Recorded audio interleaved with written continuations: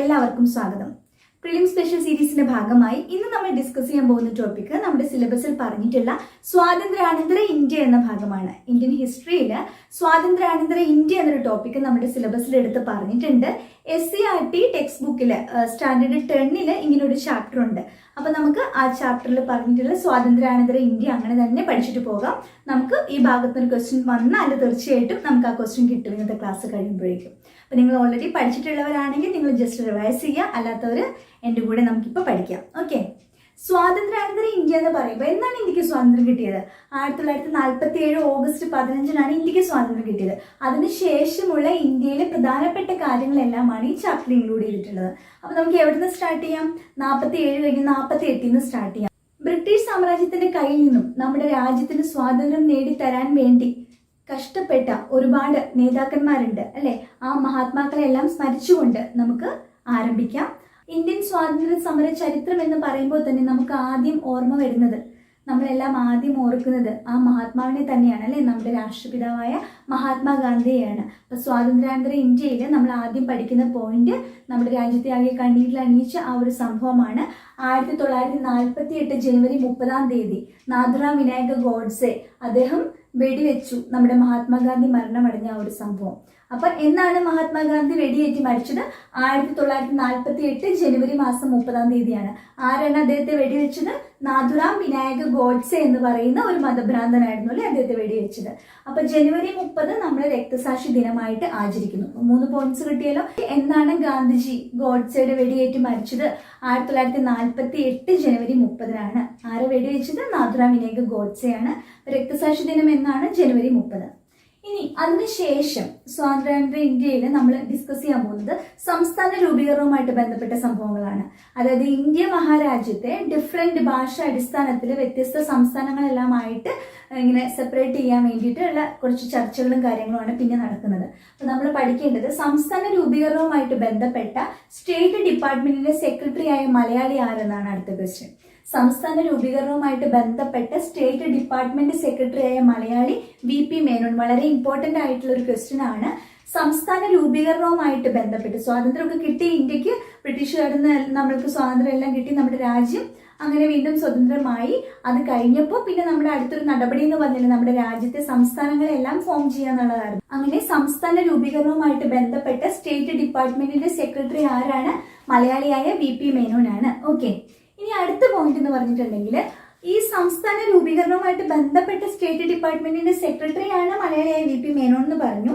എന്നാൽ ഈ സ്റ്റേറ്റ് ഡിപ്പാർട്ട്മെന്റുമായിട്ട് ബന്ധപ്പെട്ട്, അതായത് സംസ്ഥാന രൂപീകരണ സമയത്ത് കേന്ദ്ര മന്ത്രിസഭയിലെ സംസ്ഥാനങ്ങളുമായിട്ട് ബന്ധപ്പെട്ട വകുപ്പിന്റെ ചുമതല വഹിച്ചത് ആരെന്ന് ചോദിച്ചാൽ സർദാർ വല്ലഭായ് പട്ടേലാണ്.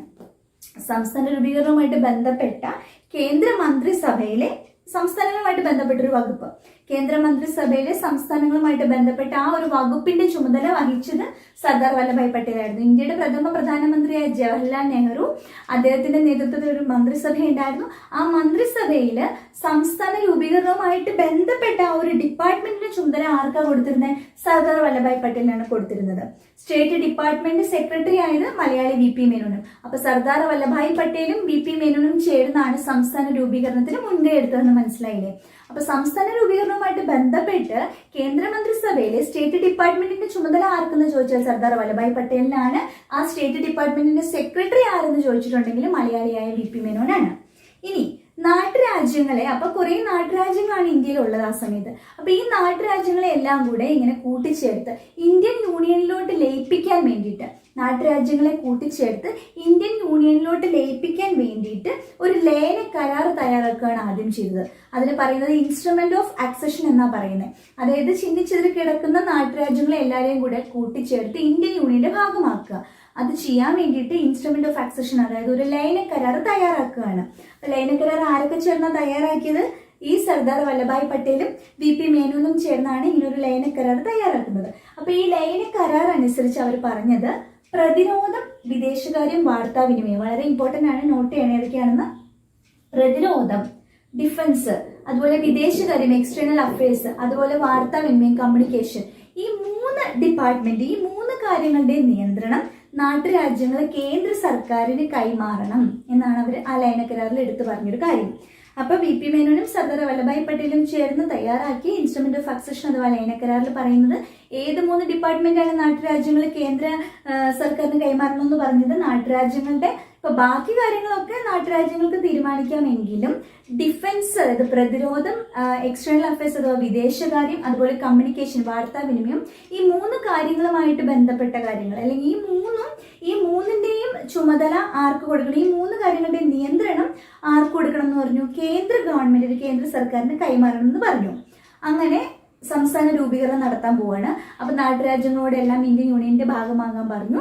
ഇന്ത്യൻ യൂണിയന്റെ ഭാഗമാകുക മാത്രമല്ല, വാർത്താവിനിമയം, പ്രതിരോധം, വിദേശകാര്യം, ഈ 3 ഡിപ്പാർട്ട്മെന്റിന്റെ ചുമതല കേന്ദ്ര സർക്കാരിന് കൈമാറണമെന്ന് പറഞ്ഞു. ഈ ലയനക്കരാർ അനുസരിച്ച് എല്ലാ നാട്ടുരാജ്യങ്ങളും ഇന്ത്യൻ യൂണിയന്റെ ഭാഗമായി. പക്ഷേ 3 നാട്ടുരാജ്യങ്ങൾ വിട്ടുനിന്നു. ആ വിട്ടുനിന്ന 3 നാട്ടുരാജ്യങ്ങൾ ഏതെല്ലാം? അടുത്ത ക്വസ്റ്റ്യൻ. ഏതൊക്കെയാണ്? ഹൈദരാബാദും ജുനഗഡും കാശ്മീരും ഈ ലയനക്കരാറിൽ ഒപ്പുവെക്കാൻ തയ്യാറായില്ല. ഇവർ അതിൽ നിന്നും വിട്ടുനിന്നു. അതുപോലെ ബ്രിട്ടീഷുകാർ ഇവിടുന്ന് പോയപ്പോഴും ഇന്ത്യയിലെ ചില ഭാഗങ്ങൾ ഫ്രാൻസിന്റെ അധീനതയിലായിരുന്നു, മറ്റു ചില ഭാഗങ്ങൾ പോർച്ചുഗലിന്റെ അധീനതയിലുമായിരുന്നു ആ സമയത്ത്. അത് ഏതൊക്കെയാണ് ഫ്രാൻസിന്റെ അധീനതയിൽ ഉണ്ടായിരുന്ന ഇന്ത്യയിലെ സ്ഥലങ്ങൾ? പോണ്ടിച്ചേരി, കാരക്കൽ, യാനം, മാഹി, ഈ സ്ഥലങ്ങൾ ഫ്രാൻസിന്റെ അധീനതയിലും ഗോവയും ദാമൻ-ദ്യൂവും പോർച്ചുഗലിന്റെ അധീനതയിലുമായിരുന്നു. 1947 ഓഗസ്റ്റ് 15 ഇന്ത്യക്ക് സ്വാതന്ത്ര്യം കിട്ടിയെങ്കിലും ഈ നാട്ടുരാജ്യങ്ങളെല്ലാം, ഈ സ്ഥലങ്ങളെല്ലാം ഫ്രാൻസിന്റെയും പോർച്ചുഗലിന്റെയും അധീനതയിലായിരുന്നു. അപ്പം 1954, അതായത് 7 വർഷങ്ങൾക്ക് ശേഷമാണ് പോണ്ടിച്ചേരി, കാരക്കൽ, യാനം, മാഹി ഈ സ്ഥലങ്ങൾ ഇന്ത്യയുടെ ഭാഗമാകുന്നത്. അതുപോലെ ഗോവയും ദാമൻ-ദ്യൂവും പോർച്ചുഗീസുകാരുടെ കയ്യിലായിരുന്നു. പിന്നെയും സമയമെടുത്തു.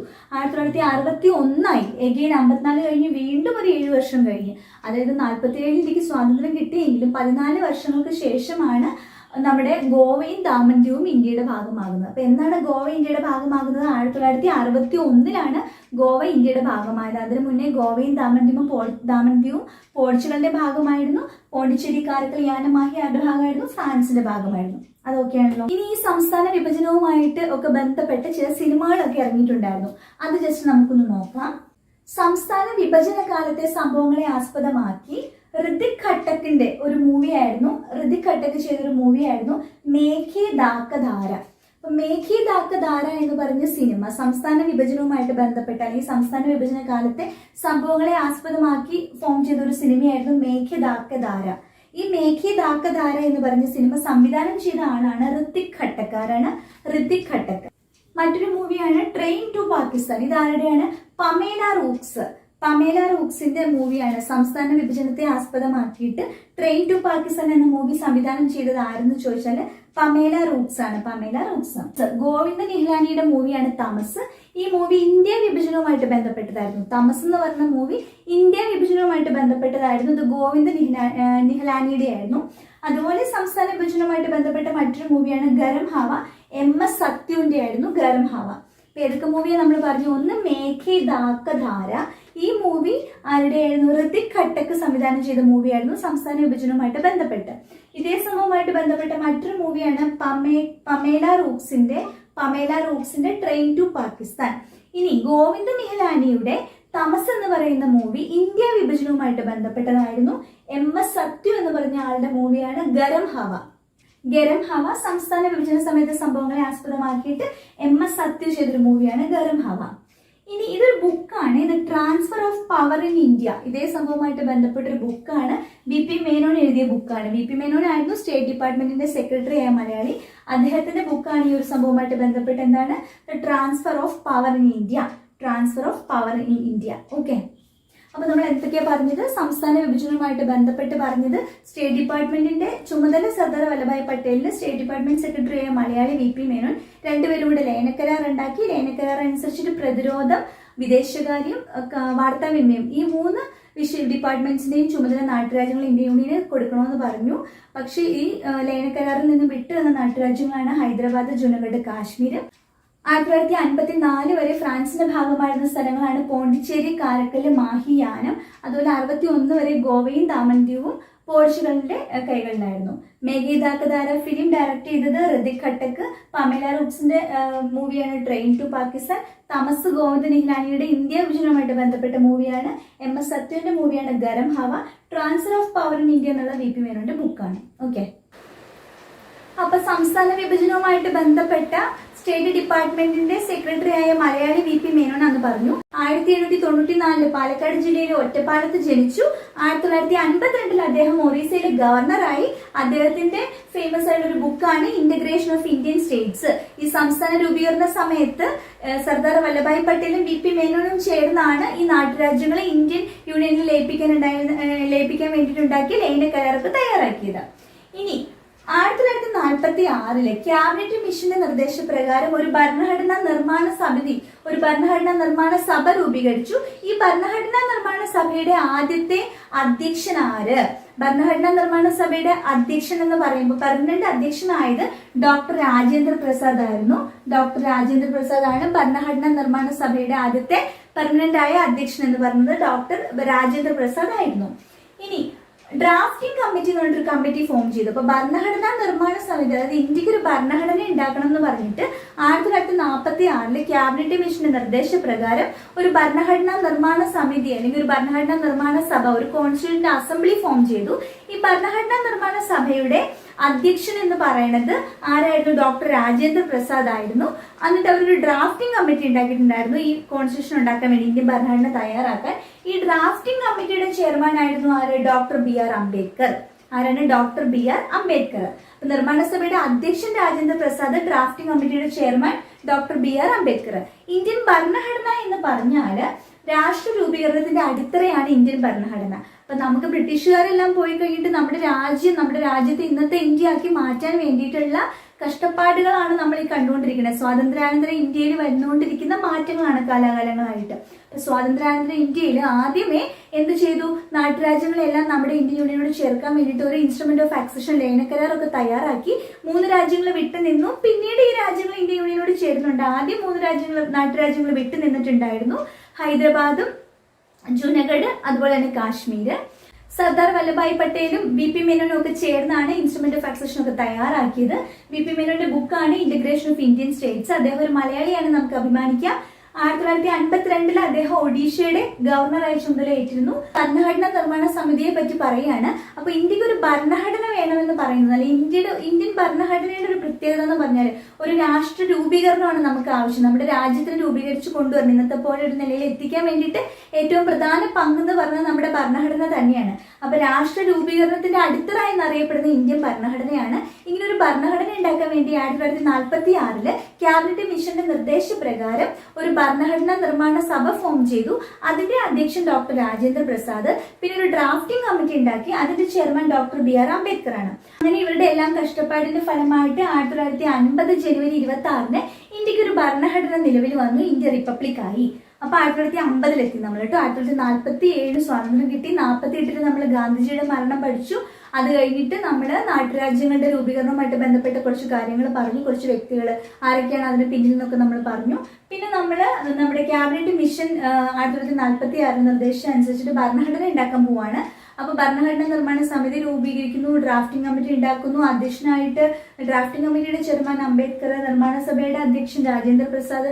അങ്ങനെ ഫൈനലി 1950 ജനുവരി 26 ഇന്ത്യ റിപ്പബ്ലിക്കായി. ഇന്ത്യക്ക് ഒരു ഭരണഘടന നിലവിൽ വന്നു. അടുത്ത വർഷം 1951-52 ഇന്ത്യയിൽ ആദ്യമായിട്ടൊരു ജനറൽ ഇലക്ഷൻ നടക്കുന്നത്. 1951-52 ഒരു ജനറൽ ഇലക്ഷൻ, ഒരു പൊതു തെരഞ്ഞെടുപ്പ് ഇന്ത്യയിൽ നടക്കുന്നത് 51-52 കാലഘട്ടത്തിലാണ്.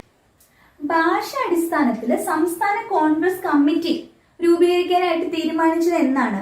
1920 നാഗ്പൂർ മീറ്റിംഗിൽ വെച്ചിട്ടാണ്. അതായത് 1920 മുൻപ് 1920 നാഗ്പൂർ സമ്മേളനത്തിൽ, INCയുടെ നാഗ്പൂർ സമ്മേളനത്തിൽ ഒരു കാര്യം തീരുമാനിച്ചായിരുന്നു. എന്താ തീരുമാനിച്ചേ? ഭാഷയുടെ അടിസ്ഥാനത്തിൽ സംസ്ഥാന കോൺഗ്രസ് കമ്മിറ്റി ഫോം ചെയ്യണമെന്ന് തീരുമാനിച്ചിട്ടുണ്ടായിരുന്നു. ഈ തീരുമാനം ഏത് സമ്മേളനത്തിലാണ്? INCയുടെ 1920 നാഗ്പൂർ സമ്മേളനത്തിലായിരുന്നു. അതൊരു ക്വസ്റ്റ്യൻ ആയിട്ട് നിങ്ങൾ പഠിച്ചു വെക്കണം. ഭാഷാടിസ്ഥാനത്തിൽ സംസ്ഥാന കോൺഗ്രസ് കമ്മിറ്റി ഫോം ചെയ്യാൻ തീരുമാനമെടുത്തത് 1920 നാഗ്പൂർ മീറ്റിംഗിലാണ്, നാഗ്പൂർ സമ്മേളനത്തിലാണ്. ഇനി അങ്ങനെ ഭാഷാടിസ്ഥാനത്തിൽ സംസ്ഥാനം വേണമെന്ന് പറഞ്ഞുകൊണ്ട് തെലുങ്ക് സംസാരിക്കുന്ന ആളുകൾക്ക് വേണ്ടിയിട്ട് ഞങ്ങൾക്കൊരു സെപ്പറേറ്റ് സംസ്ഥാനം വേണമെന്ന് പറഞ്ഞ് 58 ദിവസം നിരാഹാരം നടന്ന വ്യക്തിയാണ് പോറ്റി ശ്രീരാമലു. പോറ്റി ശ്രീരാമലു എന്ന് പറഞ്ഞ വ്യക്തി അദ്ദേഹത്തിന്റെ ചരിത്രത്തിൽ എന്നും അദ്ദേഹത്തിന് അറിയപ്പെടുന്നത് എങ്ങനെയാണ്? അദ്ദേഹം നിരാഹാര സമരം നടത്തി 58 ദിവസമാണ്. 58 ദിവസം അദ്ദേഹം ആർക്ക് വേണ്ടിയിട്ട്? തെലുങ്ക് സംസാരിക്കുന്ന ആളുകളുടെ റെപ്രസെന്റേറ്റീവ് ആയിട്ട്, തെലുങ്ക് സംസാരിക്കുന്ന ആളുകൾക്ക് വേണ്ടിയിട്ട് ഒരു സംസ്ഥാനം വേണമെന്ന് പറഞ്ഞ് 58 ദിവസത്തെ നിരാഹാര സമരം നടത്തിയ ആളാണ് പോറ്റി ശ്രീരാമലു. ഫൈനലി അങ്ങനെ തെലുങ്ക് സംസാരിക്കുന്ന ആൾക്കാർക്ക് വേണ്ടിയിട്ട്, ജനങ്ങൾക്ക് വേണ്ടിയിട്ട് ഒരു സ്റ്റേറ്റ് ഫോം ചെയ്യാൻ തീരുമാനിച്ചു. അങ്ങനെ 1953 ഇന്ത്യയില് ഭാഷാടിസ്ഥാനത്തിൽ ആദ്യമായിട്ട് ഒരു സംസ്ഥാനം നിലവിൽ വന്നു. അത് ആന്ധ്ര എന്ന് പറയുന്ന സംസ്ഥാനമാണ്, ആന്ധ്ര. അപ്പൊ തെലുങ്ക് സംസാരിക്കുന്നവർക്ക് വേണ്ടിയിട്ട് ആന്ധ്ര എന്ന് പറഞ്ഞൊരു സ്റ്റേറ്റ് ഫോം ചെയ്തു. ഒരു സ്റ്റേറ്റ് അങ്ങനെ ഫോം ചെയ്താൽ ബാക്കിയുള്ള ആളുകളെ സമ്മതിക്കുമോ? അപ്പൊ ബാക്കിയുള്ള ആളുകൾക്കെല്ലാം ഈ ഡിമാൻഡ് ഉയർന്നു വരും അല്ലെ? അപ്പൊ അങ്ങനെ സ്റ്റേറ്റ് പുനഃസംഘടന, സംസ്ഥാനങ്ങളെ ഭാഷാടിസ്ഥാനത്തില് സംസ്ഥാനങ്ങളെ രൂപീകരിക്കാൻ വേണ്ടിയിട്ട് ഒരു സ്റ്റേറ്റ് പുനഃസംഘടന കമ്മീഷൻ ഫോം ചെയ്തു. ഈ സംസ്ഥാന പുനഃസംഘടനാ ഈ കമ്മീഷനിലുണ്ടായിരുന്ന 3 പേരാണ് ആരൊക്കെ? ഫസൽ അലി, സർദാർ KM പണിക്കർ, ഹൃദയനാഥ് കുൻസ്രു. ഇതിപ്പോ നിങ്ങൾ ഇങ്ങനെ പഠിച്ചു വെക്കണം. സംസ്ഥാന പുനഃസംഘടനാ കമ്മീഷനിലെ അംഗങ്ങൾ ആരെല്ലാം? ഇത് എക്സാമിനേഷൻ ചോദിക്കാറുണ്ട്. 4ാമതൊരു പേരും കൂടി തന്നിട്ട് ഇതിൽ ഇല്ലാത്തത് ആരാന്നൊക്കെ ചോദിക്കാവുന്നതാണ്. അപ്പോൾ സംസ്ഥാന പുനഃസംഘടനാ കമ്മീഷനിലെ അംഗങ്ങൾ ആരൊക്കെയാണ്? ഫസൽ അലി, സർദാർ KM പണിക്കർ, ഹൃദയനാഥ് കുൻസ്രു. ഫസൽ അലി, പിന്നെ ഒരു സർദാർ KM പണിക്കർ, പിന്നെ ഹൃദയനാഥ് കുൻസ്രു. ഇവര് 3 പേരുമായിരുന്നു സംസ്ഥാന പുനഃസംഘടനാ കമ്മീഷനിലെ അംഗങ്ങൾ. അങ്ങനെ 1956 ഒരു പുനഃസംഘടനാ നിയമം വന്നിട്ട് നമ്മുടെ ഇന്ത്യയിലെ നാട്ടുരാജ്യങ്ങളെയൊക്കെ നമ്മുടെ സംസ്ഥാനങ്ങൾ ഭാഷാടിസ്ഥാനത്തിലെ സംസ്ഥാനങ്ങളാക്കി. അങ്ങനെ സംസ്ഥാന പുനഃസംഘടനാ കമ്മീഷൻ ഇതേപ്പറ്റിയെല്ലാം സ്റ്റഡി ചെയ്തു, റിപ്പോർട്ടൊക്കെ കൊടുത്തു, ഭാഷാടിസ്ഥാനത്തിലെ സംസ്ഥാനങ്ങൾ രൂപീകരിക്കാനുള്ള തീരുമാനം എടുത്തു. അങ്ങനെ 1956 സംസ്ഥാന പുനഃസംഘടനാ നിയമം നിലവിൽ വന്നു. അങ്ങനെ ഇന്ത്യ 14 സ്റ്റേറ്റ്സും 6 കേന്ദ്രഭരണ പ്രദേശങ്ങളുമുള്ള ഒരു രാജ്യമായി മാറുന്നു. അപ്പൊ ഭാഷാടിസ്ഥാനത്തില് ഇന്ത്യയിൽ 14 സംസ്ഥാനങ്ങളാണ് ആദ്യമേ നിലവിൽ വന്നത്, 6 കേന്ദ്രഭരണ പ്രദേശങ്ങളും. ഇന്ന് നമ്മുടെ രാജ്യത്തിന് എത്ര സ്റ്റേറ്റ്സ് ഉണ്ട്? 28 സ്റ്റേറ്റ്സും 8 കേന്ദ്രഭരണ പ്രദേശങ്ങളുമാണ് ഇന്ന് നമുക്ക് ഉള്ളത് അല്ലെ? ഇതിന്റെ ഇരട്ടി ഉണ്ടല്ലേ? ഇന്ന് നമുക്ക് 28 സ്റ്റേറ്റ്സ് ഉണ്ട്. നേരെ പകുതിയാണ് അന്ന് ഉണ്ടായിരുന്നുള്ളൂ. 1956 14 സ്റ്റേറ്റ് ആയിരുന്നു. ഇന്ന് നമുക്ക് 8 കേന്ദ്രഭരണ പ്രദേശം ഉണ്ടെങ്കിൽ അന്ന് 6 കേന്ദ്രഭരണ പ്രദേശങ്ങളായിരുന്നു ഉണ്ടായിരുന്നത്. ഇത്രയും കഥ കിട്ടിയില്ലേ? ഇന്ത്യ 14 സംസ്ഥാനങ്ങളും 6 കേന്ദ്രഭരണ പ്രദേശങ്ങളുമുള്ള ഒരു രാജ്യമായിട്ട് മാറി. ഇന്ത്യയിൽ ഏത് തരം സമ്പത്ത് വ്യവസ്ഥയാണ് നിലവിലുണ്ടായിരുന്നത്? എന്താണ് അതിന്റെ ആൻസർ? മിശ്ര സമ്പത്ത് വ്യവസ്ഥയായിരുന്നു. ഇന്ത്യ ഒരു മിക്സ്ഡ് എക്കോണമിയാണ്. ഇന്ത്യയിൽ മിശ്ര സമ്പത്ത് വ്യവസ്ഥയാണ് നിലവിലുണ്ടായിരുന്നത്. ഇനി സ്വാതന്ത്ര്യാനന്തര ഇന്ത്യയിൽ നമ്മൾ നോക്കേണ്ടത് 1950 മാർച്ച് 15 ആസൂത്രണ കമ്മീഷൻ നിലവിൽ വന്നു എന്നാണ്. ഇന്ത്യയിൽ ആസൂത്രണ കമ്മീഷൻ നിലവിൽ വന്നത് എന്ന്? 1950 മാർച്ച് 15 അപ്പൊ ഇന്ത്യ റിപ്പബ്ലിക് ആയത് 1950 ജനുവരി 26 ആ 1950 മാർച്ച് 15 ഇന്ത്യയിൽ ഒരു ആസൂത്രണ കമ്മീഷൻ നിലവിൽ വന്നു. ഈ ആസൂത്രണ കമ്മീഷന്റെ ആദ്യത്തെ chairman Jawaharlal Nehru. Very important. ഈ ആസൂത്രണ കമ്മീഷന്റെ ആദ്യത്തെ ചെയർമാൻ ഇന്ത്യയുടെ പ്രധാനമന്ത്രിയാണ്. അന്നത്തെ ഇന്ത്യയുടെ പ്രധാനമന്ത്രി ജവഹർലാൽ നെഹ്റു ആണ്. സോ ആസൂത്രണ കമ്മീഷന്റെ ആദ്യത്തെ ചെയർമാൻ ആരാണ്? ജവഹർലാൽ നെഹ്റു ആണ്. ആദ്യത്തെ വൈസ് ചെയർമാൻ ഗുൽസാരിലാൽ നന്ദ. ആരാണ്? ഗുൽസാരിലാൽ നന്ദ. ഈ കമ്മീഷനിലെ 2 മറ്റ് അംഗങ്ങളാണ് TT കൃഷ്ണമാചാരിയും CD ദേശ്മുഖും. അത് പറഞ്ഞപ്പോഴാണ് ഒരു കാര്യം പറയാൻ വിട്ടുപോയി. നമ്മൾ മുന്നേ സംസ്ഥാന പുനഃസംഘടനാ കമ്മീഷനിലെ 3 അംഗങ്ങളെ പരിചയപ്പെട്ടില്ലേ? ഫസൽ അലി, സർദാർ KM പണിക്കർ, ഹൃദയനാഥ് കുൻസ്രു. അതിൽ സർദാർ KM പണിക്കർ മലയാളിയാണ്. അപ്പം സംസ്ഥാന പുനഃസംഘടനാ കമ്മീഷനിലെ അംഗമായ മലയാളി അംഗം ആരെന്ന് ചോദിച്ചാൽ സർദാർ KM പണിക്കർ. ഈ ഭാഗത്ത് നമ്മൾ 2 മലയാളികളെ പഠിച്ചു. ആദ്യം നമ്മൾ VP മേനോനെ പരിചയപ്പെട്ടു അല്ലെ? State department secretary, instrument of accession, integration of Indian States. അപ്പൊ അദ്ദേഹത്തെ നമ്മൾ പരിചയപ്പെട്ടു. ഇപ്പൊ നമ്മൾ പറഞ്ഞത് സർദാർ KM പണിക്കരെ പറ്റിയാണ്. അദ്ദേഹം ആരാണ്? പുനഃസംഘടനാ കമ്മീഷനിലെ അംഗമായ മലയാളി. ഇനി ഇവിടെ നമ്മൾ പറഞ്ഞത് ആസൂത്രണ കമ്മീഷൻ 1950 മാർച്ച് 15 രൂപം കൊണ്ടു. ആദ്യത്തെ chairman Jawaharlal Nehru, vice chairman Gulzarilal Nanda, മറ്റ് അംഗങ്ങൾ TT കൃഷ്ണമാചാരി, CD ദേശ്മുഖ്. ഈ ഒരു ആസൂത്രണ കമ്മീഷനിലെ മറ്റ് 2 അംഗങ്ങളാണ് TT കൃഷ്ണമാചാരിയും CD ദേശ്മുഖും. ഇനി ഇന്ത്യയിലെ ആദ്യത്തെ പഞ്ചവത്സര പദ്ധതി നിലവിൽ വന്നത് 1951. അത് പഠിച്ചു വെച്ചോളാം, നിങ്ങൾക്ക് അറിയാമായിരിക്കും. പഞ്ചവത്സര പദ്ധതി, 1ാം പഞ്ചവത്സര പദ്ധതി 51 സ്റ്റാർട്ട് ചെയ്യണേ. 1951-56 ആയിരുന്നു. 1ാമത്തെ പഞ്ചവത്സര പദ്ധതി 1951. ഓക്കെ. ഈ 1ാം പഞ്ചവത്സര പദ്ധതിയുമായിട്ട് ബന്ധപ്പെട്ട് നമ്മൾ ഇനി പഠിച്ചു വരുമ്പോൾ നമ്മൾ കുറച്ച് കാര്യങ്ങൾ പഠിക്കും. 1ാം പഞ്ചവത്സര പദ്ധതി കൃഷിക്കായിരുന്നു പ്രാധാന്യം നൽകിയിരുന്നത്. അത് ആക്ച്വലി എക്കണോമിക്സിന്റെ പാർട്ടാണ്. നമ്മൾക്ക് ഇവിടെ പഠിക്കേണ്ട കാര്യങ്ങൾ എന്താണെന്ന് വെച്ചിട്ടുണ്ടെങ്കിൽ, ഇന്ത്യയിലെ ഏറ്റവും വലിയ വിവിധോദ്ദേശ നദീതട പദ്ധതി ഒരു കാലഘട്ടത്തിലാണ് ഇത് വരുന്നത്. അത് ബക്രാനങ്കലാണ്. ഇന്ത്യയിലെ ഏറ്റവും വലിയ വിവിധോദ്ദേശ നദീതട പദ്ധതി ഏതാണെന്ന് ചോദിച്ചാൽ ബക്രാനങ്കലാണ്. ബക്രാനങ്കൽ. ഇനി നോട്ട് ചെയ്തോ നിങ്ങൾ, കാർഷിക പുരോഗതി, കന്നുകാലി സംരക്ഷണം, ഭൗതിക സാഹചര്യങ്ങളുടെ ഉന്നമനം. കാർഷിക പുരോഗതി, കന്നുകാലി സംരക്ഷണം, ഭൗതിക സാഹചര്യങ്ങളുടെ ഉന്നമനം തുടങ്ങിയ ലക്ഷ്യങ്ങളോടെ ദേശീയ തലത്തിൽ 55 പദ്ധതികൾക്ക് തുടക്കം കുറിച്ച വർഷമാണ് 1952 ഒക്ടോബർ 2. 51 ഒന്നാം പഞ്ചവത്സര പദ്ധതി സ്റ്റാർട്ട് ചെയ്യുന്നു. ബക്രാനങ്കൽ ഇന്ത്യയിലെ ഏറ്റവും വലിയ വിവിധോദ്ദേശ നദീതട പദ്ധതിയായി നമ്മൾ സാമ്പത്തിക ആസൂത്രണം എന്ന ഐഡിയ എടുത്ത USSR നിന്നാണ്. പിന്നെ കന്നുകാലി സംരക്ഷണം, കാർഷിക പുരോഗതി, ഭൗതിക സാഹചര്യങ്ങളുടെ ഉന്നമനം തുടങ്ങിയ പല കാര്യങ്ങൾ ഉൾപ്പെടുത്തിക്കൊണ്ട്, പല ലക്ഷ്യങ്ങൾ ഉൾപ്പെടുത്തിക്കൊണ്ടുള്ള ഒരു 55 പ്രോഗ്രാംസ്, ഈ 55 പദ്ധതികൾക്ക് തുടക്കം കുറിച്ചത് 1952 ഒക്ടോബർ 2 ആണ്. അപ്പൊ നമ്മൾ 52 എത്തിയിട്ട് 52 ഒക്ടോബർ 2. 52 ഒക്ടോബർ 2. ഇനി Tata institute of fundamental research, Indian atomic energy commission, Tata institute of fundamental റിസർച്ചിനും ഇന്ത്യൻ ആണവോർജ കമ്മീഷനും ഒക്കെ നേതൃത്വം നൽകിയ വ്യക്തിയാണ് HJ ഭാഭ. HJ ഭാഭ. ഇനി 1962 ദേശീയ ബഹിരാകാശ ഗവേഷണ സമിതി രൂപീകരിച്ച വർഷം. അപ്പൊ നമ്മൾ പെട്ടെന്ന് 52 62 വരുവാണ്. 62 എന്താ വന്നത്? ദേശീയ ബഹിരാകാശ ഗവേഷണ സമിതി വന്നു. അപ്പൊ 48 ഗാന്ധിജിയെ ഗോഡ്സെ വധിച്ചു. പിന്നെ നമ്മൾ 46 ക്യാബിനറ്റ് മിഷന്റെ നിർദ്ദേശപ്രകാരമുള്ള ഒരു ഭരണഘടന, എന്താ പറയുക, ഭരണ കോൺസ്റ്റിറ്റ്യൂഷൻ അസംബ്ലി അല്ലെ നിർമ്മാണ സഭ രൂപീകരിച്ചു. അതിന്റെ ഭാഗമായിട്ട് 50 ഇന്ത്യ റിപ്പബ്ലിക് ആകുന്നു. 51 52 ജനറൽ ഇലക്ഷൻ നടക്കുന്നു. 50 തന്നെയാണ് ആസൂത്രണ കമ്മീഷൻ വരുന്നത് March 15.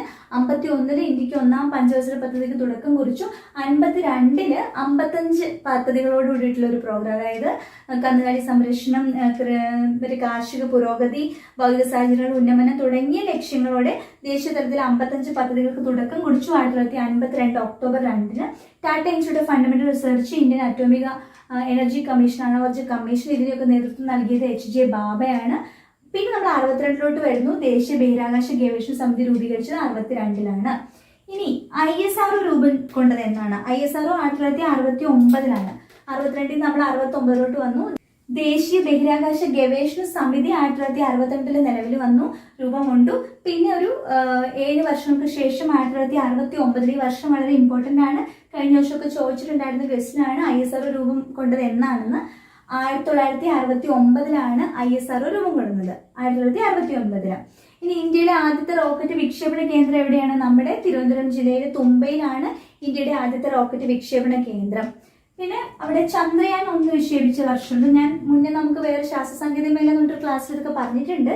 2008 October 22 Chandrayaan 1 വിക്ഷേപിച്ചത്. 2008 October 22 Chandrayaan 1 വിക്ഷേപിച്ചത്. Aryabhata എന്ന ഉപഗ്രഹം വിക്ഷേപിച്ചത് 1975. എന്നാണ് 1975. അപ്പൊ ഇന്ത്യയുടെ ഒരു പുരോഗതി കണ്ടോ? സ്വാതന്ത്ര്യാനന്തര ഇന്ത്യയിൽ വരുന്ന മാറ്റങ്ങളായി കാണുന്നത്. 50 നമ്മൾ ആസൂത്രണ കമ്മീഷൻ ഫോം ചെയ്യുന്നു. 51 പഞ്ചവത്സര പദ്ധതികൾക്ക് തുടക്കം കുറിച്ചു. 52 എന്താണ്? 55 പദ്ധതികൾക്ക് തുടക്കം. പിന്നെ 62 ദേശീയ ബഹിരാകാശ ഗവേഷണ സമിതി രൂപീകരിക്കുന്നു. 69 ISRO രൂപം കൊണ്ടു. അത് കഴിഞ്ഞിട്ട് 75 നമ്മൾ എന്ത് വിക്ഷേപിച്ചു? ആര്യഭട്ട എന്ന ഉപഗ്രഹം വിക്ഷേപിച്ചു. ഉപഗ്രഹങ്ങൾ നിർമ്മിക്കാനും ഉപഗ്രഹങ്ങളെ വിക്ഷേപിക്കാനും കഴിവുള്ള ഏക വികസ്വര രാഷ്ട്രം ഏതാണെന്ന് ചോദിച്ചിട്ടുണ്ടെങ്കിൽ ഇന്ത്യയാണ്. അതായത് ഡെവലപ്പിംഗ് കൺട്രിയാണ്. നമ്മൾ വലിയ ഡെവലപ്ഡ് ഒന്നുമല്ല. USA പോലെ, ജപ്പാൻ എന്നൊക്കെ പോലെ നമ്മൾ വലിയ ഡെവലപ്ഡ് കൺട്രി അല്ല. നമ്മളൊരു വികസ്വര രാജ്യമാണ്. എന്നാൽ ഉപഗ്രഹങ്ങൾ നിർമ്മിക്കാനും വിക്ഷേപിക്കുവാനും കഴിഞ്ഞ ആദ്യത്തെ വികസ്വര രാജ്യം എന്ന് പറയുന്നത് ആരാണ്? അതിനെല്ലാം കഴിവുള്ള, ഉപഗ്രഹങ്ങൾ നിർമ്മിക്കാനും വിക്ഷേപിക്കാനും കഴിവുള്ള ആദ്യത്തെ വികസ്വര രാജ്യമാണ് ഇന്ത്യ. ഇനി ഉപഗ്രഹങ്ങളെ വികസിപ്പിച്ചെടുക്കാൻ വേണ്ടിയിട്ട് ഇന്ത്യയിൽ 1-2 ഏജൻസികളുണ്ട്. ആ ഏജൻസികളുടെ പേരാണ് ഇവിടെ പറയുന്നത്. ദേശീയ നാഷണൽ റിമോട്ട് സെൻസിങ് ഏജൻസിയും ഫിസിക്കൽ റിസർച്ച് ലാബും. ഉപഗ്രഹങ്ങളെ വികസിപ്പിച്ചെടുക്കാൻ വേണ്ടിയിട്ടുള്ള ഇന്ത്യയിലെ ഏജൻസികൾ ഏതൊക്കെയാണ്? നാഷണൽ റിമോട്ട് സെൻസിങ് ഏജൻസിയും ഫിസിക്കൽ റിസർച്ച് ലബോറട്ടറിയും. ഓക്കെ. ഇനി ഇന്ത്യ വികസിപ്പിച്ചെടുത്ത 2 മിസൈലുകളാണ് അഗ്നിയും പൃഥ്വിയും. ഇത് 2 മിസൈലുകളാണ്, അഗ്നിയും പൃഥ്വിയും. ഇത് ഇന്ത്യ വികസിപ്പിച്ചെടുത്ത 2 മിസൈലുകളാണ്. അപ്പൊ നമ്മൾ മിസൈല് നിർമ്മാണത്തിലും നമ്മളുടെ കരുത്ത് കാണിച്ചു അല്ലെ. ഇന്ത്യ വികസിപ്പിച്ചെടുത്താണ് അഗ്നിയും പൃഥ്വിയും. പിന്നെ മംഗൾയാൻ, നമ്മുടെ ഒരു നേട്ടം തന്നെയാണ് മംഗൾയാൻ അല്ലെ. നമ്മൾ ചൊവ്വയിലോട്ട്, ചൊവ്വ ദൗത്യമായിരുന്നു ഇന്ത്യയുടെ മംഗൾയാൻ എന്ന് പറയുന്നത്. അപ്പൊ അതും നമ്മുടെ ഒരു നേട്ടമായിട്ട് നമുക്ക് പറയാവുന്നതാണ്. ഇന്ത്യയുടെ ചൊവ്വ ദൗത്യത്തിന്റെ പേരാണ് മംഗൾയാൻ. ഭൂമിയിൽ നിന്നും ഏറ്റവും അകലെ എത്തിയ ഇന്ത്യയുടെ നിർമ്മിത പേടകമാണ് ഈ മംഗൾയാൻ എന്ന് പറഞ്ഞത്. ഭൂമിയിൽ ഏറ്റവും അകലെ എത്തിയ ഇന്ത്യയുടെ നിർമ്മിത പേടകമാണ് മംഗൾയാൻ. ഓക്കെ, അപ്പോൾ അതവിടെ അത്രയും കഴിഞ്ഞു കേട്ടോ.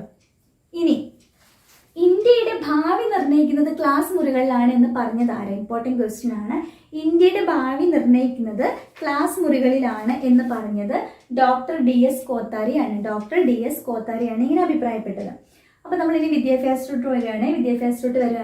ദേശീയ വിദ്യാഭ്യാസ നയം നിലവിൽ വന്നത് 1986. ദേശീയ വിദ്യാഭ്യാസ നയം നിലവിൽ വന്ന വർഷം, നാഷണൽ എഡ്യൂക്കേഷൻ പോളിസി നിലവിൽ വരുന്നത് 1986. എന്തായിരുന്നു അതിന്റെ ലക്ഷ്യം എന്നറിയോ? പുതിയ സഹസ്രാബ്ദത്തിലേക്ക് ഇന്ത്യയെ നയിക്കുക എന്നതായിരുന്നു. ദേശീയ വിദ്യാഭ്യാസ നയത്തിന്റെ ലക്ഷ്യം. പുതിയ സഹസ്രാബ്ദത്തിലേക്ക് ഇന്ത്യയെ നയിക്കുക. ഓക്കെ, ഇനി ഓപ്പറേഷൻ ബ്ലാക്ക് ബോർഡ്, അതായത് ദേശീയ വിദ്യാഭ്യാസവുമായിട്ട് ബന്ധപ്പെട്ട ഒരു പദ്ധതിയാണ്, നടപ്പിലാക്കിയ ഒരു പദ്ധതിയാണ് operation black board. Black board എന്ന് പറഞ്ഞാൽ നമുക്കറിയാം വിദ്യാഭ്യാസവുമായിട്ട് ബന്ധപ്പെട്ട പദ്ധതിയാണെന്ന്. സ്വതന്ത്ര ഇന്ത്യയിലെ ആദ്യത്തെ വിദ്യാഭ്യാസ മന്ത്രിയാണ് മൗലാന അബ്ദുൽ കലാം ആസാദ്. വളരെ ഇമ്പോർട്ടൻറ്റ് ക്വസ്റ്റ്യൻ. സ്വതന്ത്ര ഇന്ത്യയിലെ ആദ്യത്തെ വിദ്യാഭ്യാസ മന്ത്രി ആരാണ്? മൗലാന അബ്ദുൽ കലാം ആസാദ് ആണ്. ഈ മൗലാന അബ്ദുൽ കലാം ആസാദിന്റെ ജന്മദിനം എന്നാണെന്നറിയോ? നവംബർ 11 അന്നാണ് ദേശീയ വിദ്യാഭ്യാസ ദിനമായിട്ട് ആഘോഷിക്കുന്നത് കേട്ടോ. ദേശീയ വിദ്യാഭ്യാസ ദിനം എന്ന് പറഞ്ഞാൽ നവംബർ 11 അദ്ദേഹത്തിന്റെ ബർത്ത്ഡേ ആണ്. ആരുടെ? സ്വതന്ത്ര ഇന്ത്യയിലെ ആദ്യത്തെ വിദ്യാഭ്യാസ മന്ത്രിയായ മൗലാന അബ്ദുൽ കലാം ആസാദിന്റെ ബർത്ത്ഡേ ആയ നവംബർ 11 ദേശീയ വിദ്യാഭ്യാസ ദിനമായിട്ട് ആചരിക്കുന്നത്. നവംബർ 11. ഓക്കെ, ഇനി വിദ്യാഭ്യാസം ഒരു മൗലിക അവകാശം ആക്കിക്കൊണ്ട് ഒരു നിയമം പാസാക്കിയ വർഷം 2009. മൗലികാവകാശമാക്കിയ നിയമം പാസാക്കിയ വർഷം 2009. സർവശിക്ഷാ അഭിയാൻ, രാഷ്ട്രീയ മാധ്യമക ശിക്ഷാ അഭിയാൻ തുടങ്ങിയവ സംയോജിപ്പിച്ചുകൊണ്ട് 2018 മുതൽ സമഗ്ര ശിക്ഷാ അഭിയാൻ പദ്ധതി നമ്മുടെ രാജ്യത്ത് നടപ്പാക്കി വരുന്നു. അപ്പൊ സമഗ്ര ശിക്ഷാ അഭിയാൻ എന്ന് പറഞ്ഞ പദ്ധതി ഈ ഒരു പേരില് 2018 മുതലാണ് ഈ ഒരു പേരിൽ അറിയപ്പെടുന്നത്. ഇത് ആക്ച്വലി 2 പദ്ധതികളുടെ കൂടിച്ചേരലാണ്. ഏതൊക്കെയാണ്? നേരത്തെ സർവശിക്ഷാ അഭിയാനായിരുന്നു, പിന്നെ രാഷ്ട്രീയ മാധ്യമക ശിക്ഷാ അഭിയാനും ഉണ്ടായിരുന്നു. സർവശിക്ഷാ അഭിയാനും രാഷ്ട്രീയ മാധ്യമക ശിക്ഷാ അഭിയാനും കൂടി ചേർന്ന് 2018 മുതൽ സമഗ്ര ശിക്ഷാ അഭിയാൻ എന്ന് പറഞ്ഞിട്ട് ഒരു വിദ്യാഭ്യാസ പദ്ധതി നമ്മുടെ രാജ്യത്ത് നടപ്പാക്കി വരുന്നു. ഓക്കെ, ഇനി ഇത് 4 നിങ്ങൾ പഠിച്ചു വെക്കണം. അതായത് നമ്മുടെ രാജ്യത്തിന്റെ പുരോഗതി നമ്മൾ ഏതൊക്കെ ഏരിയയിലാണ് കണ്ടേ? 5 ഇയർ പ്ലാനിംഗ് കമ്മീഷൻ, 52 നമ്മൾ 55 പ്രോഗ്രാംസിന്റെ ഒരു പദ്ധതി, പിന്നെ നമ്മുടെ അറ്റോമിക് എനർജി കമ്മീഷൻ, HJ ബാബ, 1962 ദേശീയ ബഹിരാകാശ ഗവേഷണ സമിതി, 69 നമ്മുടെ ISRO, 75 ആര്യഭട്ട പോയി, 2008 നമ്മുടെ ചന്ദ്രയാൻ 1 പോയി, പിന്നെ നമ്മുടെ മംഗൾയാൻ, നമ്മുടെ നേട്ടം അങ്ങനെ പോയിക്കൊണ്ടിരിക്കുകയാണ്. 1986 നമ്മൾക്കൊരു ദേശീയ വിദ്യാഭ്യാസ നയം നിലവിൽ വന്നു. നമ്മുടെ ഇന്ത്യയുടെ ഭാവി ക്ലാസ് മുറികളാണെന്ന് കോത്താരി പറഞ്ഞു.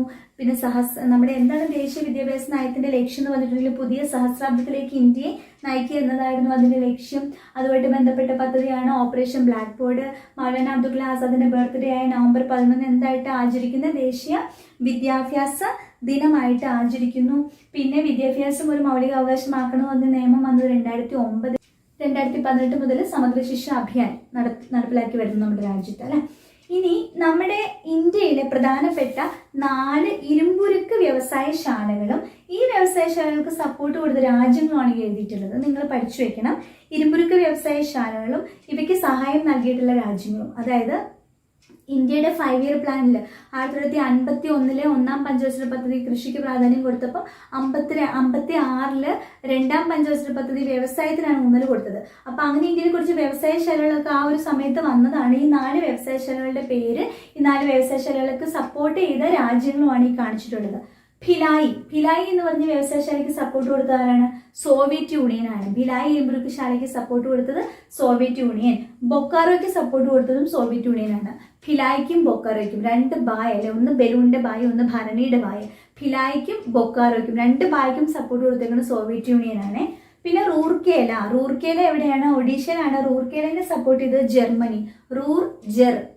ഉണ്ട്, ഒരു എയർ കണക്ഷൻ ഉണ്ട്. റൂർക്കേല ഇരുമ്പുരുക്ക് ശാലയ്ക്കുള്ള സഹായം കൊടുത്തത് ജർമ്മനിയാണ്. പിന്നെ ദുർഗാപൂറിന് സപ്പോർട്ട് കൊടുത്തത് ബ്രിട്ടൻ ആണ്. ദുർഗാപൂർ ഒരു ചിലക്ഷരത്തിലെ ഇന്ത്യയും, ബ്രിട്ടൻ അവിടെയും ഒരു ചിലക്ഷരത്തിലെ ഇന്ത്യയും, അങ്ങനെ കണക്ട് ചെയ്യുക. അപ്പൊ 4 ഇരുമ്പുരുക്ക് വ്യവസായശാലകളുടെ പേര് പറഞ്ഞ് ഭിലായി, ബൊക്കാറോ, റൂർക്കേല, ദുർഗാപൂർ അല്ലെ. ഇതില് നിങ്ങൾക്കിത് നമ്മുടെ എക്കണോമിക്സിന്റെ ഭാഗമായിട്ട് പഠിക്കേണ്ട, എപ്പോഴും നമ്മൾ എക്കണോമിക്സിൽ ഈ ടോപ്പിക്ക് മസ്റ്റായിട്ട് ഉള്ളതാണ്. അപ്പൊ അതുകൊണ്ട് നിങ്ങൾ കമന്റ് ബോക്സിൽ കമന്റ് ചെയ്യണം ഈ 4 സ്ഥലങ്ങളും ഇന്ത്യയിലെ ഏതേത് സംസ്ഥാനങ്ങളിലാണെന്ന്. ഒരെണ്ണം ഞാൻ പറഞ്ഞു അല്ലേ, റൂർക്കേല ഒഡീഷയിലാണെന്ന് പറഞ്ഞു. അപ്പോൾ ബാക്കി 3 കമന്റ് ചെയ്താൽ മതി. ദുർഗാപൂർ ഏത് സ്റ്റേറ്റില്, ബൊക്കാറോ ഏത് സ്റ്റേറ്റില്, ഭിലായ് ഏത് സ്റ്റേറ്റില്. സപ്പോർട്ട് ചെയ്ത ആരാണ്? ഭായ്ക്കും സോവിയറ്റ് യൂണിയൻ ആണ് അല്ലെ. ഭിലായ്ക്കും ബൊക്കാറോയ്ക്കും സപ്പോർട്ട് കൊടുത്ത രാജ്യം സോവിയറ്റ് യൂണിയൻ ആണ്. റൂർക്കേല ജർമ്മനി, ദുർഗാപൂർ അവിടെ ഇന്നിൽ അവസാനിക്കുന്ന ബ്രിട്ടൻ. ഓക്കെ, ഇനി നമുക്ക് 3 കമ്മീഷനുകളെ പറ്റി പഠിക്കേണ്ടതുണ്ട്. Doctor Radhakrishnan commission, doctor Lakshmanaswami Mudaliar commission, doctor DS Kothari commission. Doctor Radhakrishnan commission 1948 ആണ് year, 1948. Doctor Lakshmanaswami Mudaliar commission 1952. Doctor DS Kothari commission 64. DS Kothari എന്താ പറഞ്ഞ് DS കോത്താരി നമ്മുടെ രാജ്യത്തിന്റെ, നമ്മുടെ ഇന്ത്യയുടെ ഭാവി എവിടെയാണെന്ന് പറഞ്ഞ ക്ലാസ് മുറികളിലാണെന്നാണ് പറഞ്ഞത്. ഈ 3 കമ്മീഷന് ഫോം ചെയ്ത ഇയർ നോട്ട് ചെയ്യുക. 48 Radhakrishnan commission, Lakshmanaswami Mudaliar commission 52, Kothari commission 64. ഇനി ഈ കമ്മീഷനുകളുടെ ലക്ഷ്യം നമ്മൾ അറിഞ്ഞിരിക്കണം. ഡോക്ടർ രാധാകൃഷ്ണൻ കമ്മീഷന്റെ ലക്ഷ്യം എന്ന് പറഞ്ഞാൽ സർവകലാശാല വിദ്യാഭ്യാസത്തെ പറ്റിയുള്ള പഠനമാണ്. എന്താണ്? സർവകലാശാല വിദ്യാഭ്യാസത്തെ പറ്റിയുള്ള പഠനം ലക്ഷ്യം വെച്ച കമ്മീഷന്റെ പേരെന്താണ്? Doctor Radhakrishnan commission. Radhakrishnan commission എന്താ ചെയ്തത്? സർവകലാശാല വിദ്യാഭ്യാസത്തെ പറ്റിയുള്ള പഠനമാണ് ലക്ഷ്യം വെച്ചത്. എന്നിട്ട് അവർ റെക്കമെൻഡ് ചെയ്ത കാര്യങ്ങൾ എന്തൊക്കെയാന്ന് വെച്ചിട്ടുണ്ടെങ്കിൽ തൊഴിലധിഷ്ഠിത വിദ്യാഭ്യാസ സ്ഥാപനങ്ങൾ തുടങ്ങണം, സ്ത്രീ വിദ്യാഭ്യാസത്തിന് പ്രാധാന്യം നൽകണം, അതുപോലെ യൂണിവേഴ്സിറ്റി ഗ്രാന്റ് കമ്മീഷൻ അഥവാ UGC രൂപീകരിക്കണം. അപ്പൊ രാധാകൃഷ്ണൻ കമ്മീഷൻ 3 കാര്യങ്ങളാണ് പറഞ്ഞത്. എന്താ അവർ പറഞ്ഞ 3 കാര്യം? അവർ ലക്ഷ്യം വെച്ചത് സർവകലാശാല വിദ്യാഭ്യാസത്തെ പറ്റിയുള്ള ഒരു പഠനമായിരുന്നു. ആ പഠനം കഴിഞ്ഞപ്പോൾ അവര് കൊടുത്ത റിപ്പോർട്ടിൽ അവർ 3 കാര്യങ്ങളാണ് ഊന്നി പറഞ്ഞത്. 1, തൊഴിലധിഷ്ഠിത വിദ്യാഭ്യാസ സ്ഥാപനങ്ങൾ തുടങ്ങണം. 2, സ്ത്രീ വിദ്യാഭ്യാസത്തിന് പ്രാധാന്യം നൽകണം. 3, UGC ഫോം ചെയ്യണമെന്നാണ്. ഇവർ 3 കാര്യങ്ങളാണ് ഇവർ പറഞ്ഞത്.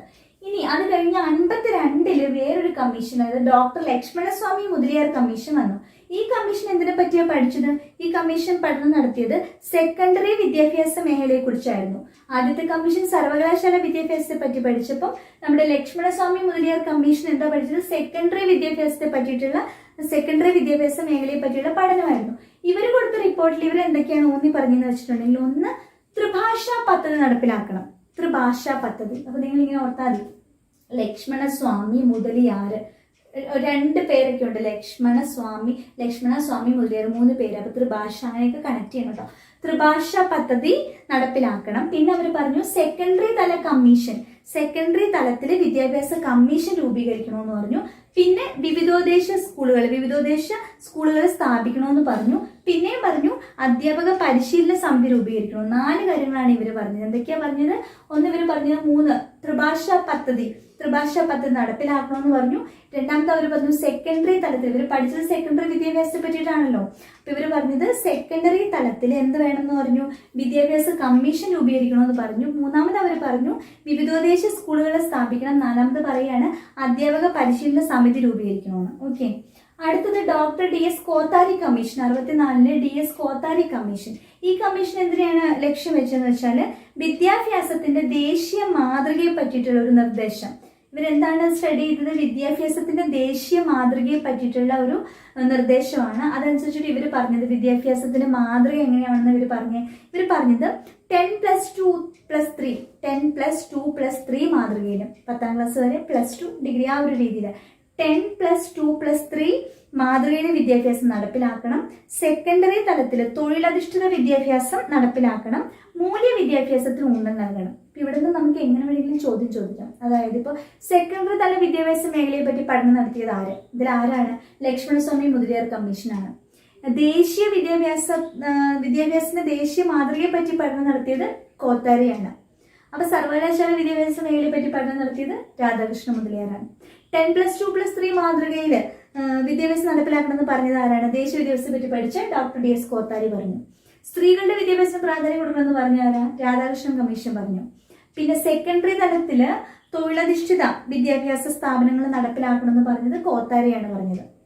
അധ്യാപക പരിശീലന സമിതി രൂപീകരിക്കണമെന്ന് പറഞ്ഞത് ലക്ഷ്മണസ്വാമി മുതലിയാറാണ് പറഞ്ഞത്. UGC ഫോം ചെയ്യണമെന്ന് പറഞ്ഞത് നമ്മുടെ രാധാകൃഷ്ണൻ കമ്മീഷനാണ് പറഞ്ഞത്. പിന്നെ ത്രിഭാഷാ പദ്ധതി പറഞ്ഞത് ആരാണ്? ലക്ഷ്മണസ്വാമി മുതലിയാറാണ് പറഞ്ഞത്. വിവിധോദ്ദേശ സ്കൂളുകൾ പറഞ്ഞതും ലക്ഷ്മണസ്വാമി മുതലിയാറാണ് പറഞ്ഞത്. മൂല്യ വിദ്യാഭ്യാസം മുതൽ കൊടുക്കണമെന്ന് പറഞ്ഞത് കോത്താരിയാണ്. ഇന്ത്യയുടെ ഭാവി ക്ലാസ് മുറികളിലാണെന്ന് പറഞ്ഞത് കോത്താരിയാണ്. ഇതെല്ലാം ചോദ്യമായിട്ട് വേണമെങ്കിൽ നമുക്ക് പ്രതീക്ഷിക്കാം. ഓർത്തോട്ടോ. ഇനി നമ്മൾ പറയുന്നത് 1979 ഒരു സ്ഥാപനം വന്നിട്ടുണ്ടായിരുന്നു ന്യൂഡൽഹി ആസ്ഥാനമാക്കി, centre for cultural resources and training എന്ന് പറഞ്ഞിട്ട്.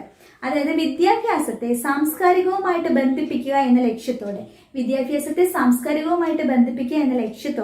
കേന്ദ്ര സാംസ്കാരിക വകുപ്പ് 1979 രൂപീകരിച്ച സ്ഥാപനമാണ് എന്ത്? Centre for cultural resources and training. ആ പേരിലുണ്ട് കൾച്ചറൽ റിസോഴ്സസ്, അതായത് വിദ്യാഭ്യാസത്തെ സാംസ്കാരികമായിട്ട് ബന്ധപ്പെടുത്തുക എന്നുള്ളതാണ് ലക്ഷ്യം. 1979 രൂപീകരിച്ചത്. അതിന്റെ ആസ്ഥാനം ന്യൂഡൽഹിയാണ്. അധ്യാപകർക്കും കുട്ടികൾക്കുമായിട്ടുള്ള അവർക്ക് സാംസ്കാരിക വിനിമയത്തിനുള്ള വിവിധ പരിപാടികൾ സംഘടിപ്പിക്കുക എന്നതായിരുന്നു ഇതിന്റെ ലക്ഷ്യം. Centre for cultural resources and training എന്ന് പറയുമ്പോൾ തന്നെ ഓർത്തോളം സാംസ്കാരിക വിനിമയമാണ് ഉദ്ദേശിക്കുന്നത്. അധ്യാപകർക്കും കുട്ടികൾക്കും സാംസ്കാരിക വിനിമയത്തിനുള്ള വിവിധ പരിപാടികൾ സംഘടിപ്പിക്കുക എന്നുള്ളതാണ് centre for cultural resources and ട്രെയിനിങ്ങിന്റെ ലക്ഷ്യം. Centre for cultural resource and ട്രെയിനിങ്ങിന്റെ ആസ്ഥാനം ന്യൂഡൽഹിയാണ്. അധ്യാപകരും വിദ്യാർത്ഥികളും തമ്മിലുള്ള ഒരു സാംസ്കാരിക വിനിമയത്തിനായിട്ടുള്ള വിവിധ കലാപരിപാടികൾ സംഘടിപ്പിക്കുക എന്നുള്ളതാണ് ലക്ഷ്യം. ഇനി ഇന്ത്യയുടെ വിദേശ നയത്തിന്റെ ശില്പി ആര്? ജവഹർലാൽ നെഹ്റു. വിദേശ നയത്തിന്റെ ശില്പി ജവഹർലാൽ നെഹ്റു ആണ്. 1954 പഞ്ചശീല തത്വങ്ങളിൽ ഒപ്പുവെച്ചത് ജവഹർലാൽ നെഹ്റു ആണ്. അദ്ദേഹത്തിന് കൂടെ ഒപ്പുവെച്ചത് ചൈനീസ് പ്രധാനമന്ത്രിയായ ചൗ എൻ ലായി ആണ്. ഇമ്പോർട്ടന്റ് ക്വസ്റ്റൻ ആണ്. പഞ്ചശീല തത്വങ്ങളിൽ ഇന്ത്യ ഒപ്പുവെച്ചത് 1954. ആരൊക്കെ തമ്മിലാണ്? നെഹ്റുവും ചൈനീസ് പ്രധാനമന്ത്രിയായ ചൗ എൻ ലായും തമ്മിലാണ് ഒപ്പുവെച്ചത്. ഇന്ത്യയുടെ വിദേശ നയത്തിന്റെ ശില്പി ആര്? ജവഹർലാൽ നെഹ്റു ആണ്. ചേരിചേര പ്രസ്ഥാനത്തിന്റെ നേതാവും ജവഹർലാൽ നെഹ്റു ആണ്. ചേരിചേര പ്രസ്ഥാനത്തിന്റെ പ്രധാന നേതാവ് ജവഹർലാൽ നെഹ്റു ആണ്. നെഹ്റുവിന്റെ ഒരു പ്രസംഗത്തിൽ നിന്ന് എടുത്ത ഒരു സ്റ്റേറ്റ്മെന്റ് ഞാൻ പറഞ്ഞു കേൾപ്പിക്കാം. ലോകത്തെ എല്ലാ ജനവിഭാഗത്തിന്റെയും സൗഖ്യവും സ്വാതന്ത്ര്യവും ഉറപ്പുവരുത്തുന്ന വലിയ ദൗത്യം ഏറ്റെടുത്തുകൊണ്ട് എല്ലാവരുമായിട്ടും സൗഹൃദപരമായ സഹകരണമാണ് നമ്മുടെ ലക്ഷ്യം. ആരുമായും പ്രശ്നങ്ങൾ സൃഷ്ടിക്കാൻ ഞങ്ങൾ തയ്യാറല്ല എന്നാണ് ലോകരാജ്യങ്ങളോട് ഞങ്ങൾക്ക് പറയാനുള്ളത്. ലോകത്തിലെ എല്ലാ രാജ്യങ്ങളുടെയും സൗഖ്യമാണ്, ജനങ്ങളുടെ സൗഖ്യമാണ് ഞങ്ങളുടെ ലക്ഷ്യം. ഞങ്ങൾ ആരുമായിട്ട് പ്രശ്നങ്ങൾ സൃഷ്ടിക്കാനായിട്ട് തയ്യാറല്ലെന്നാണ് ഞങ്ങൾക്ക് പറയാനുള്ളത് അല്ലെ. ആരുടെയും പക്ഷം ചേർന്ന് ആർക്കെതിരെയും ഒരു പ്രശ്നം ഉണ്ടാക്കാൻ ഞങ്ങൾ തയ്യാറല്ലെന്ന്. അപ്പൊ ചേരിചേര പ്രസ്ഥാനത്തിന്റെ നേതാവ് ആരാണ്? ജവഹർലാൽ നെഹ്റു ആണ്. ഇനി നിങ്ങൾ അറിഞ്ഞിരിക്കേണ്ട കാര്യം, നമ്മുടെ സംഗീത നാടക അക്കാദമി കേട്ടിട്ടുണ്ടല്ലോ, സംഗീത നാടക അക്കാദമി. നമ്മുടെ സംഗീത നാടക അക്കാദമിയുടെ ആസ്ഥാനം ന്യൂഡൽഹിയാണ്. The national academy of dance, drama and music എന്നാണ് ഇത് മുമ്പ് അറിയപ്പെട്ടിരുന്നത്. National academy of dance, drama and music. ഇപ്പൊ അത് സംഗീത നാടക അക്കാദമിയാണ്. ഇതിന്റെ ഒരു ലക്ഷ്യം എന്ന് പറഞ്ഞാൽ സംഗീതത്തിന്റെയും നാടകത്തിന്റെയും പ്രോത്സാഹനമാണ്. ഇതിന്റെ ആസ്ഥാനം ന്യൂഡൽഹിയാണ്. മറ്റൊന്ന് ലളിതകലാ അക്കാദമി. ഇന്ത്യക്ക് അകത്തും പുറത്തുമുള്ള കലകളുടെ ഒരു പ്രചാരമാണ് കലകളുടെ പ്രചാരം. ഇന്ത്യക്ക് അകത്തും പുറത്തുമുള്ള കലകളുടെ പ്രചാരമാണ് ലളിതകലാ അക്കാദമിയുടെ ലക്ഷ്യം. ആസ്ഥാനം ന്യൂഡൽഹി തന്നെ. പിന്നെ സാഹിത്യ അക്കാദമിയുടെ ലക്ഷ്യം എന്താ? ഇന്ത്യൻ ഭാഷാ സാഹിത്യത്തിന്റെ ഉന്നമനമാണ്.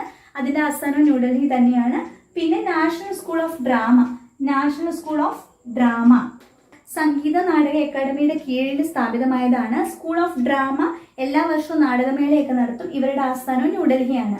പിന്നെ national book trust of India. Book trust എന്ന് പറഞ്ഞാൽ എന്താ? കുറഞ്ഞ ചെലവിൽ പുസ്തകങ്ങൾ പ്രസിദ്ധീകരിക്കുക, വായന വളർത്തുക, ഇന്ത്യൻ പുസ്തകങ്ങൾ സ്വദേശത്തും വിദേശത്തും പ്രോത്സാഹിപ്പിക്കുക എന്നുള്ളതാണ് ഇതിന്റെ ലക്ഷ്യം. ആസ്ഥാനം ന്യൂഡൽഹിയാണ്. അപ്പൊ ഈ 4 സ്വാതന്ത്ര്യാനന്തര ഇന്ത്യയിൽ രൂപം കൊണ്ടതാണ്. ഓരോന്നിന്റെ ലക്ഷ്യം എന്താ നമ്മൾ പറഞ്ഞു. എല്ലാത്തിന്റെ ആസ്ഥാനം ന്യൂഡൽഹിയാണ്. അതും സ്വാതന്ത്ര്യാനന്തര ഇന്ത്യയുമായിട്ട് ചേർത്ത് വെച്ച് നമ്മൾ അറിഞ്ഞിരിക്കേണ്ട കാര്യമാണ്. ഇനി പ്രധാനപ്പെട്ട ഒരു കാര്യമുണ്ട്. ഇന്ത്യൻ വിദേശ നയത്തിന്റെ ശില്പി നെഹ്റു എന്ന് പറഞ്ഞു. ഇന്ത്യൻ വിദേശ നയത്തിന്റെ പ്രധാന തത്വങ്ങൾ ഏതെല്ലാം? ഞാൻ തത്വങ്ങൾ വായിക്കാൻ കേട്ടോണ്ടേ. നമ്മുടെ വിദേശ നയത്തിന്റെ തത്വങ്ങളാണ്: 1. സാമ്രാജ്യത്വത്തോടും കൊളോണിയൽ വ്യവസ്ഥയോടുമുള്ള എതിർപ്പ്.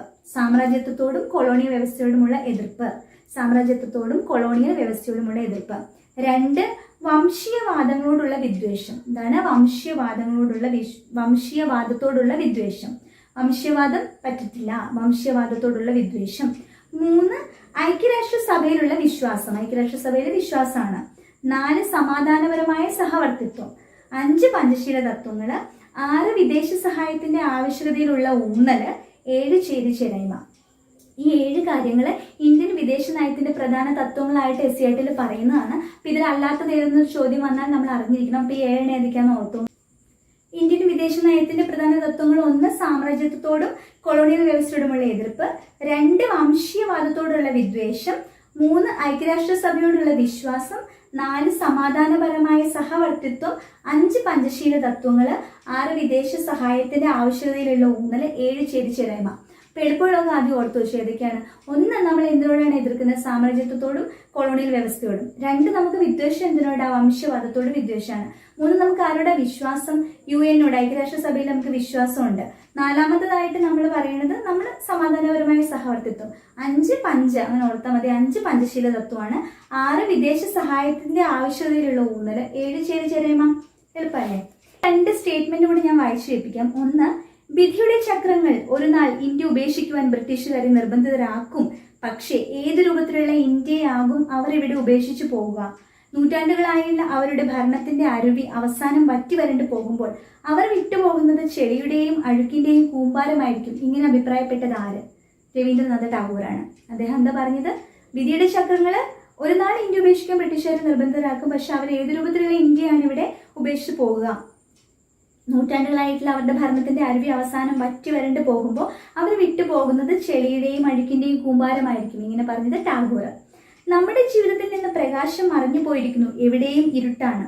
ഇത് പറഞ്ഞത് ആരെ പറ്റി, അല്ലെ എന്തിനെ പറ്റി? എന്നോട് പറയാം. നമ്മുടെ ജീവിതത്തിൽ നിന്നും പ്രകാശം മറഞ്ഞു പോയിരിക്കുന്നു. ദുഃഖകരമായ ഒരു കാര്യം നമ്മൾ സ്റ്റാർട്ട് ചെയ്തുകൊണ്ടാണ് ഈ ക്ലാസ്സസ് തുടങ്ങിയത്, അല്ലെ? എന്തായിരുന്നു ആ കാര്യം? 1948 ജനുവരി 30 ഗാന്ധിജി ഗോഡ്സെ വെടിവെച്ചു കൊന്ന കാര്യമാണ്. ആ ഒരു കാര്യവുമായിട്ട് ബന്ധപ്പെട്ട് ജവഹർലാൽ നെഹ്റു, ഗാന്ധിജിയുടെ മരണവുമായിട്ട് ബന്ധപ്പെട്ട് നെഹ്റു പറഞ്ഞതാണ്, നമ്മുടെ ജീവിതത്തിൽ നിന്നും പ്രകാശം മറഞ്ഞു പോയിരിക്കുന്നു, എവിടെയും ഇരുട്ടാണ്. ഗാന്ധിജിയുടെ മരണത്തെപ്പറ്റി ഇപ്രകാരം അഭിപ്രായപ്പെട്ടത് ജവഹർലാൽ നെഹ്റു. അപ്പൊ ഇത്രയുമാണ് സ്വാതന്ത്ര്യാനന്തര ഇന്ത്യ എന്ന പറഞ്ഞ ഈ ഒരു ചാപ്റ്ററിൽ പറഞ്ഞിട്ടുള്ള കാര്യം. ഒരു കാര്യം കൂടെ, വിക്രം സാരാഭായിനെ പറ്റി ഇതിൽ പറയുന്നുണ്ട്. ആണവശാസ്ത്ര മേഖലയിലും ബഹിരാകാശ മേഖലയിലും ഒരുപോലെ സംഭാവനകൾ നൽകിയ ശാസ്ത്രജ്ഞനാണ് വിക്രം സാരാഭായി. കേംബ്രിഡ്ജിൽ നിന്ന് ഉന്നത വിദ്യാഭ്യാസം നേടിയ അദ്ദേഹം ഇന്ത്യയിലെത്തി അഹമ്മദാബാദിലെ ഫിസിക്കൽ റിസർച്ച് ലബോറട്ടറിയിൽ ഫിസിക്സ് പ്രൊഫസറും ഡയറക്ടറുമായി. തുമ്പ ബഹിരാകാശ ഗവേഷണ കേന്ദ്രം, അഹമ്മദാബാദിലെ ഉപഗ്രഹ വാർത്താവിനിമയ കേന്ദ്രം തുടങ്ങിയവയുടെ ശില്പിയായിരുന്നു. തുമ്പ ഗവേഷണ കേന്ദ്രത്തിലെയും അഹമ്മദാബാദിലെ വാർത്താവിനിമയ കേന്ദ്രത്തിലെയും ശില്പി വിക്രം സാരാഭായിയാണ്. അദ്ദേഹത്തിന്റെ ഓർമ്മയ്ക്കായിട്ടാണ്, അദ്ദേഹത്തോടുള്ള സ്മരണാർത്ഥമാണ് തുമ്പയിലെ ബഹിരാകാശ കേന്ദ്രത്തിന് വിക്രം സാരാഭായി സ്പേസ് സെന്റർ എന്ന് പേര് കൊടുത്തിട്ടുള്ളത്. പിന്നെ ഡോക്ടർ APJ അബ്ദുൽ കലാമിനെ പറ്റി പറയുന്നത്, ഡോക്ടർ APJ അബ്ദുൽ കലാം ഇന്ത്യയുടെ 11ാമത് രാഷ്ട്രപതി. അദ്ദേഹം ഗവേഷകനും ശാസ്ത്രജ്ഞനുമായിരുന്നു. മിസൈൽ സാങ്കേതിക വിദ്യ പരിപോഷിപ്പിക്കുന്നതിൽ അദ്ദേഹം വിദഗ്ധനായിരുന്നു. ISROയുടെ ചുമതല വഹിച്ച ശേഷം അദ്ദേഹം ബഹിരാകാശ ഉപഗ്രഹ വിക്ഷേപണ വാഹിനികളായ SLV-3, PSLV ഈ രണ്ടെണ്ണം അദ്ദേഹം വികസിപ്പിച്ചതാണ്. അദ്ദേഹത്തെ മിസൈൽ മാൻ ഓഫ് ഇന്ത്യ എന്ന് വിശേഷിപ്പിക്കുന്നു. മിസൈൽ മാൻ ഓഫ് ഇന്ത്യ എന്നറിയപ്പെടുന്ന ആരാണ്? ഡോക്ടർ APJ അബ്ദുൽ കലാം ആണ്. അദ്ദേഹത്തിൻ്റെതാണ്, അദ്ദേഹം വികസിപ്പിച്ചെടുത്തതാണ് SLV-3, PSLV. ഓക്കെ, അപ്പൊ ഇത്രയുമാണ് സ്വാതന്ത്ര്യാനന്തര ഇന്ത്യ എന്ന ഈ ഒരു ചാപ്റ്ററിൽ പറയുന്നത്. അപ്പൊ ഈ ഒരു ഓർഡറിൽ നമ്മളിങ്ങനെ കാര്യം മനസ്സിലാക്കി ഇന്ത്യയുടെ ഒരു പുരോഗതി നമ്മൾ അറിഞ്ഞ് മനസ്സിലാക്കി. ഒരുപാട് ഫാക്ട്സ് ഉണ്ട്, ഒരുപാട് ക്വസ്റ്റ്യൻസിന് സ്കോപ്പ് ഉള്ള ഒരു ഏരിയ ആണ്, സിലബസിൽ എടുത്തു പറഞ്ഞിട്ടുള്ള ഒരു ഏരിയ ആണ്. ആ ഒരു പ്രാധാന്യത്തോട് കൂടിയിട്ട് 1, 2, 3 പ്രാവശ്യം നിങ്ങൾ ഈ ക്ലാസ് കേൾക്കണം. ഓക്കെ, നിങ്ങൾക്ക് ഈ ക്ലാസ് ഇഷ്ടമായെങ്കിൽ നിങ്ങൾ ലൈക്ക് ചെയ്യുക, നിങ്ങളുടെ ഫ്രണ്ട്സിന് പരമാവധി ഷെയർ ചെയ്യുക. സബ്സ്ക്രൈബ് ചെയ്യാതെ കാണുന്നുണ്ടെങ്കിൽ സബ്സ്ക്രൈബ് ചെയ്യുക, ബെൽ ബട്ടൺ ക്ലിക്ക് ചെയ്യുക, അപ്ഡേറ്റഡ് ക്ലാസ് കിട്ടാൻ വേണ്ടിയിട്ട്. നമ്മുടെ റിവിഷൻ സീരീസ് ആരംഭിച്ചിട്ടുണ്ട്, നമ്മുടെ പ്ലേലിസ്റ്റിലുണ്ട്. നിങ്ങൾ അതുകൂടെ പാരലി കാണണം, റിവിഷൻ ചെയ്യുകയും ചെയ്യണം. അപ്പം എല്ലാവർക്കും വിജയാശംസകൾ. നമുക്ക് അടുത്ത ക്ലാസ്സിൽ വീണ്ടും കാണാം. അതുവരേക്കും ബൈ.